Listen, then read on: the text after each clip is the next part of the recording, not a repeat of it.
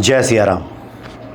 प्रभु राम जब माता शबरी को 9 प्रकार की भक्ति के बारे में बताते हैं, यानी नवधा भक्ति, तो दूसरी भक्ति के बारे में चर्चा करते हुए कहते हैं कि दूसरी रति मम कथा प्रसंगा। जो दूसरी भक्ति है, मेरी कथा प्रसंग में जिसको आनंद आता है। प्रभु राम का जो चरित्र है, हनुमान जी की जो लीलाएं हैं, बाबा नीम करोली महाराज के जो प्रसंग हैं, इसमें जिसको आनंद आता है, ये दूसरी भक्ति है। जो हम कर्मकांड करते हैं, पूजा पाठ करते हैं, दीप बाती करते हैं, वो तो भक्ति है ही, लेकिन प्रभु राम कहते हैं कि जिनको हमारी कथाओं में आनंद आता है, राम कथा सुनबे को रसिया। हनुमान जी जिस प्रकार से कथा के रसिक हैं, उसी प्रकार से जिन लोगों को हनुमान जी के कथा प्रसंगों में आनंद आता है, प्रभु राम की चर्चा सुन करके जो अघाते नहीं हैं, जिनका मन नहीं भरता, बाबा नीम करोली जी महाराज के प्रसंगों को जो बार बार सुनते हैं, ऐसा लगता है जैसे कई बार सुनने के बाद भी कि पहली बार सुन रहे हैं, ये दूसरी भक्ति है। और इस भक्ति से ईश्वर की जो कृपा है वो प्राप्त हो जाती है। बाबा नीम करोली जी महाराज के तो कई इस प्रकार के प्रसंग हैं कि सुनने के बाद भक्ति में बढ़ोतरी हो जाती है, भक्ति बढ़ जाती है। अनायास ही ऐसा लगता है जैसे बाबा के प्रति एक भाव बन गया है। बहुत सारे प्रसिद्ध प्रसंग हैं बाबा के।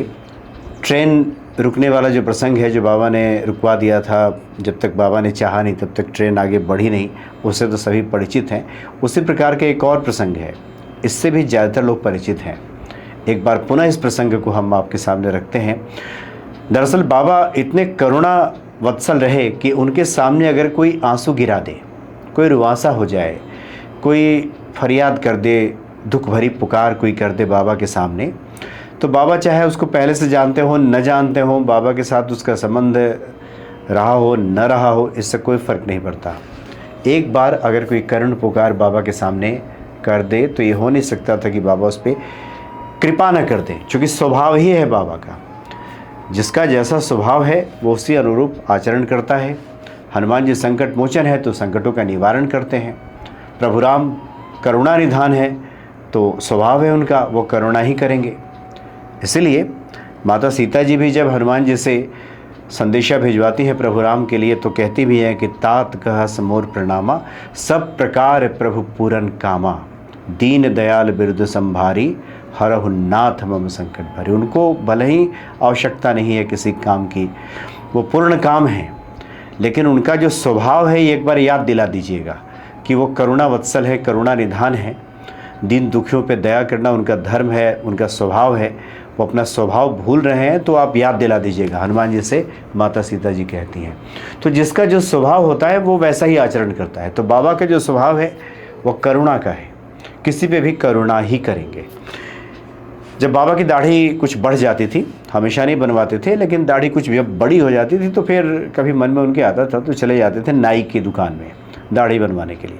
ये प्रसंग कहाँ का है इसके बारे में तो स्पष्ट उत्तर नहीं मिलता, लेकिन अनुमान है कि संभवतः कैंची धाम या फिर नैनीताल के आसपास का रहा होगा, ऐसा लगता है। स्थान के बारे में किसी पुस्तक में, किसी प्रसंग में अभी स्पष्ट तौर पे कुछ देखने को नहीं मिलता। तो दाढ़ी बनवाने गए, अभी जो नाई ने उनके गालों पे वो लगाया, साबुन लगाया, उसके बाद फिर बात करते करते रुआंसा हो गया। बोला कि बाबा, मेरा जो बेटा है कई महीनों से रूठ कर घर छोड़ के भाग गया है, गुस्से में घर छोड़ के भाग गया है। मैंने बहुत खोज खबर ली है उसकी, बहुत ढूंढा है, लेकिन उसका कहीं कोई अता पता नहीं चल रहा है। तो बाबा पिघल गए जब रुआंसा हुआ नाई तो बाबा ने कहा आ जाएगा। इसके बाद वो जो नाई है और रुआंसा हो गया, उसकी आंखों से आंसू गिरने लगे और उसने कहा रोते हुए कि महाराज, सभी साधु संत तो ऐसा ही कहते हैं।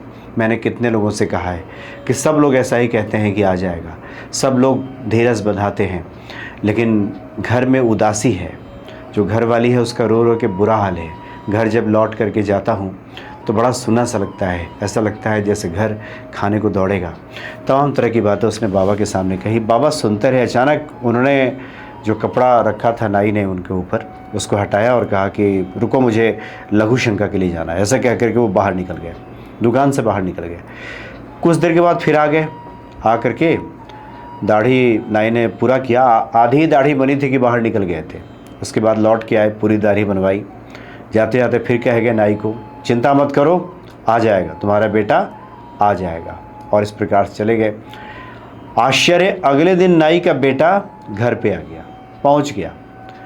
पिता ने पूछा नाई ने कि कहाँ थे तुम? तो उसने कहा कि मैं दरअसल एक जगह बताया उसने कि वहाँ मैं चला गया था भाग करके, मेरे पास पैसे भी नहीं थे, मैं एक होटल में बर्तन धो रहा था और वहीं एक बाबा पहुँचे थे कंबल ओढ़े हुए, उनकी आधी दाढ़ी बनी हुई थी और आधी उसमें साबुन लगा हुआ था उसमें। और उन्होंने कहा कि तुम घर जाओ जल्दी, ट्रेन छूट जाएगी तुम्हारी, जो अगली ट्रेन है वो पकड़ के निकलो, तुम्हारा पिता तुम्हें बहुत याद करते हैं, जाओ घर चले जाओ। तो उस लड़के ने कहा कि मेरे पास तो पैसे भी नहीं हैं, मैं कैसे जाऊंगा, मैं तो काम करता हूँ, यहाँ पे भोजन मिलता है, तो उसके बाद बर्तन धोता हूँ, यही मैं काम करता हूँ, मेरे पास पैसे भी नहीं है कि मैं लौटूँ घर। तो बाबा ने उस लड़के को पैसा भी दिया और कहा कि जाओ, तुम्हारा पिता बाप तुम्हारा इंतज़ार कर रहा है, बहुत याद करता है तुम्हें, जाओ घर जाओ। तो इसलिए उन्होंने ही पैसा दिया और मैं आ गया। अब नाई ने जब हुलिया सुना कि एक कंबल ओढ़े और जिनकी आधी दाढ़ी बनी हुई थी वो मेरे पास आए थे, और उन्होंने कहा कि जब वो समझ गया नाई कि ये बाबा नीब करोली जी महाराज ही हैं, जिनके बारे में वो सुनता तो बहुत था, बहुत से लोगों से उसने सुना था, जो लोग भी दुकान पे आते थे बाबा नीब करोली जी महाराज की चर्चा करते थकते नहीं थे। कई लोगों के मुख से उसने सुन चुका था कि बाबा करुणा वत्सल हैं, सब पर दया करते हैं, सबकी बिगड़ी बना देते हैं, कोई भी दुखी व्यक्ति उनके सामने चला जाए तो उसका दुख दूर हो जाता। उसने सुना तो था, लेकिन आज उसका अनुभव बन गया है, साक्षात उसका अनुभव, निज अनुभव जिसको कहते हैं। कई बार होता है कि हम ईश्वर के बारे में जानते तो हैं, उनके गुणों की चर्चा सुनते तो हैं, लेकिन वास्तव में हनुमान जी संकट मोचन है ये कई बार भक्तों का निज अनुभव बन जाता है। बाबा नीब करोली जी महाराज भक्तों पे दया करते हैं, प्रसंगों में हम सभी सुनते तो हैं, लेकिन इतना विश्वास रखें, जो लोग भरोसा रखते हैं बाबा नीब करोली जी महाराज पे, उनका निज अनुभव बन जाता है, खुद का अनुभव बन जाता है। फिर वो कहते नहीं थकते लोगों से कि बाबा कैसे हैं। एक से एक ऐसे भक्त हैं बाबा के जिन पर बाबा की असीम कृपा बरसती है, उनके जीवन के सभी दुख दर्द बाबा ने दूर कर दिया है। तो बाबा बड़े अलौकिक हैं। जय सिया राम।